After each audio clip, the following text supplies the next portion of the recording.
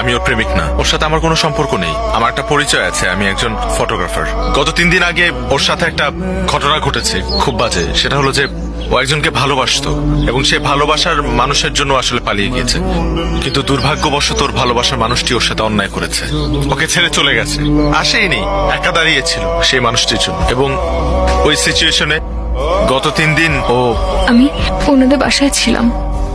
ওনার বাবা মা আমাকে নিজের মেয়ের মতো করে রেখেছিলেন।